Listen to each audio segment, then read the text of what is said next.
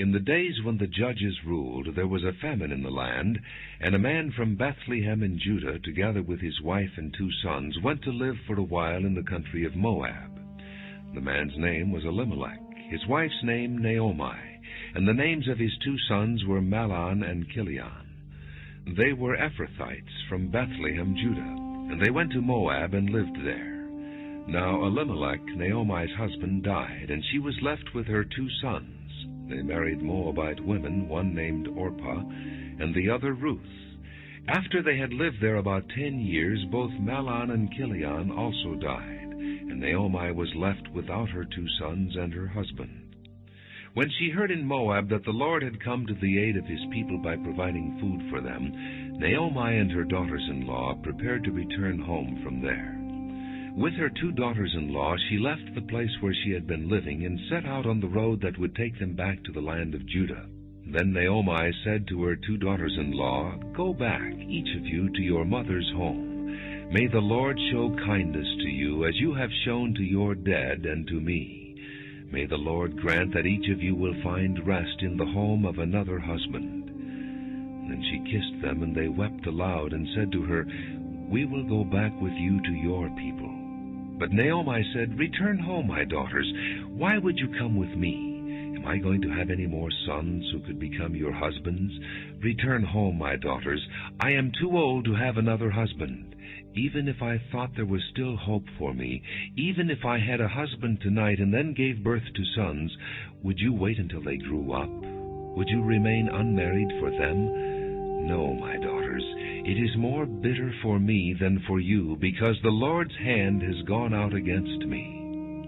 At this they wept again. Then Orpah kissed her mother-in-law goodbye, but Ruth clung to her.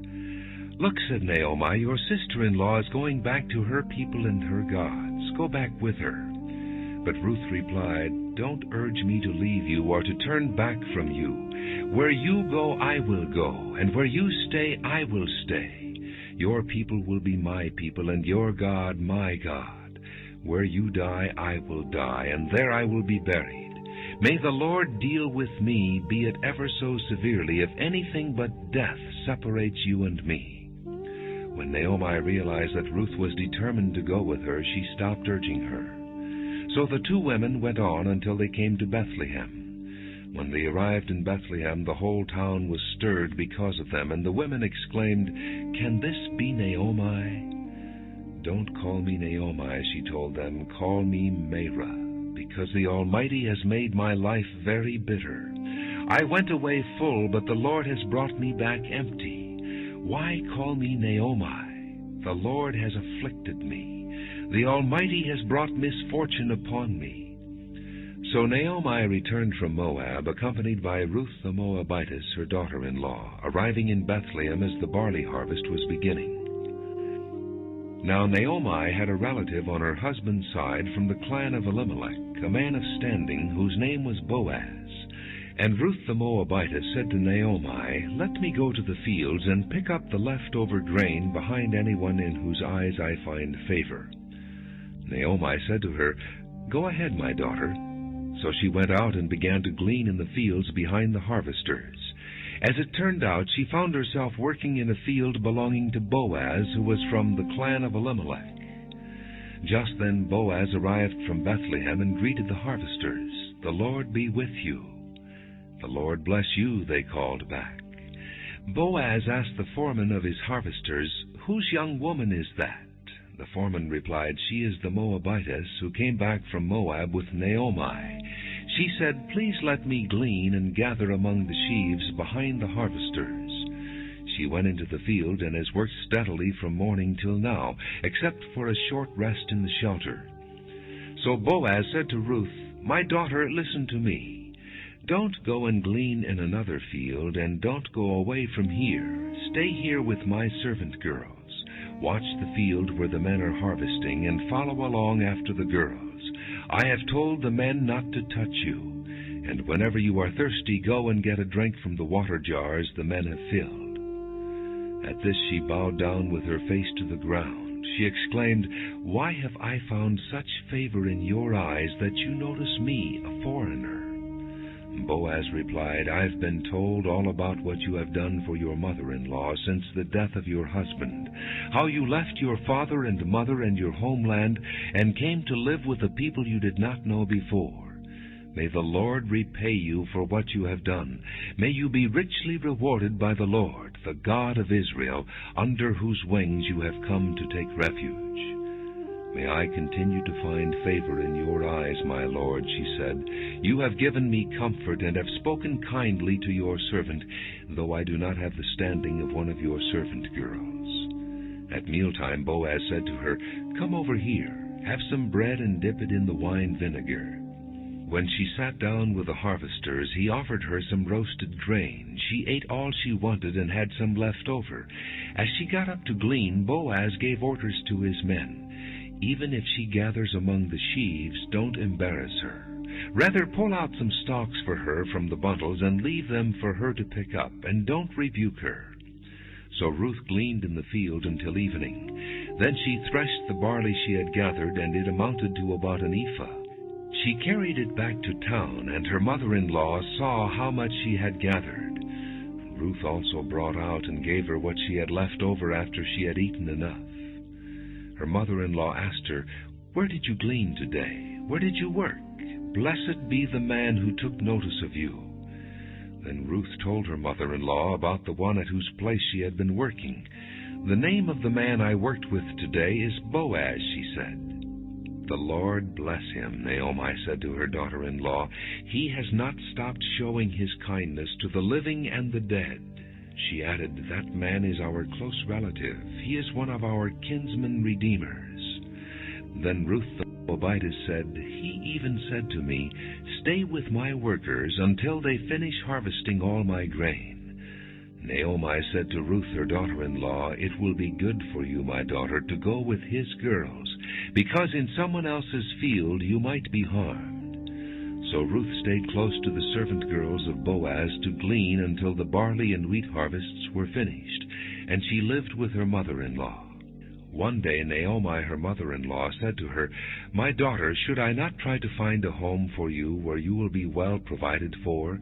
Is not Boaz, with whose servant girls you have been, a kinsman of ours? Tonight he will be winnowing barley on the threshing floor. Wash and perfume yourself, and put on your best clothes. Then go down to the threshing floor, but don't let him know you are there until he has finished eating and drinking. When he lies down, note the place where he is lying. Then go and uncover his feet and lie down. He will tell you what to do." "I will do whatever you say," Ruth answered. So she went down to the threshing floor and did everything her mother-in-law told her to do. When Boaz had finished eating and drinking and was in good spirits, he went over to lie down at the far end of the grain pile. Ruth approached quietly, uncovered his feet, and lay down. In the middle of the night something startled the man, and he turned and discovered a woman lying at his feet. "Who are you?" he asked. "I am your servant Ruth," she said. "Spread the corner of your garment over me, since you are a kinsman redeemer." "The Lord bless you, my daughter," he replied.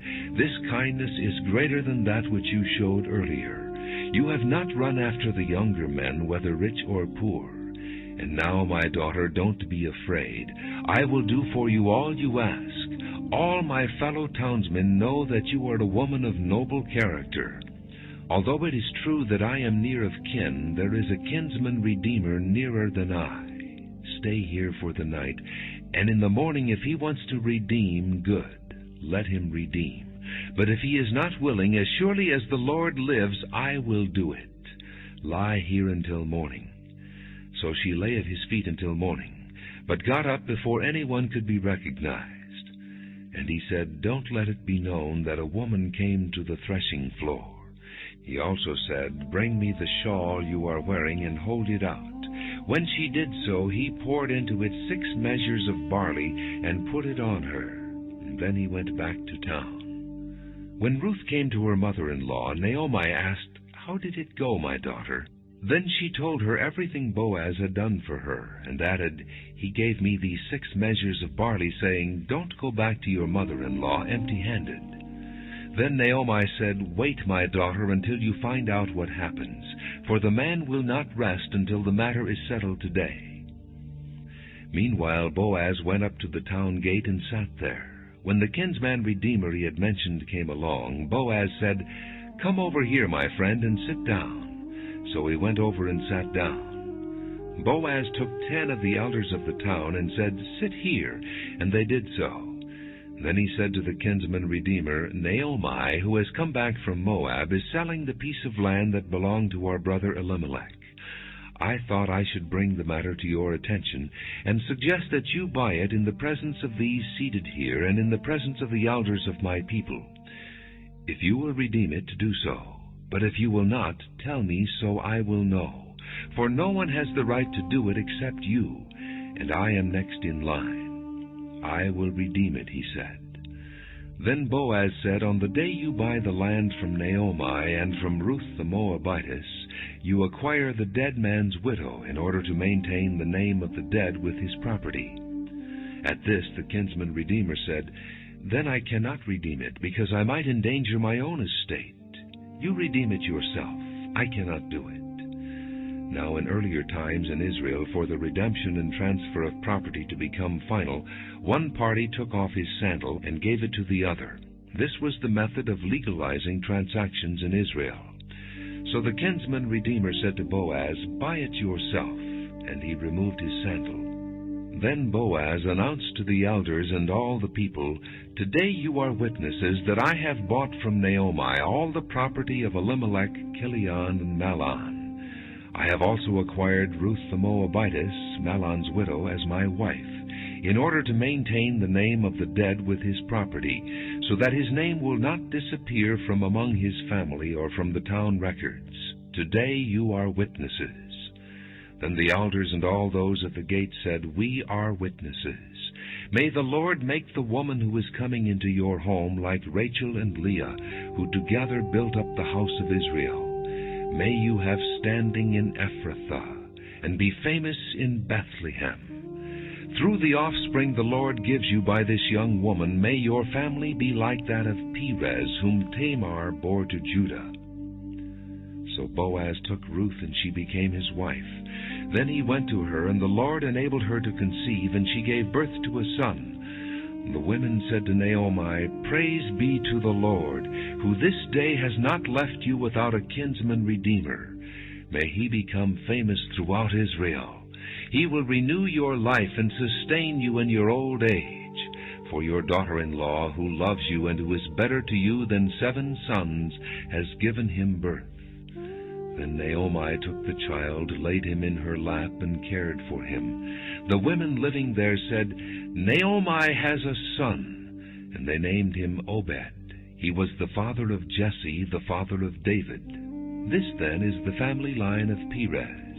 Perez was the father of Hezron, Hezron the father of Ram, Ram the father of Amminadab, Amminadab the father of Nahshon, Nahshon the father of Salmon, Salmon the father of Boaz, Boaz the father of Obed, Obed the father of Jesse, and Jesse the father of David.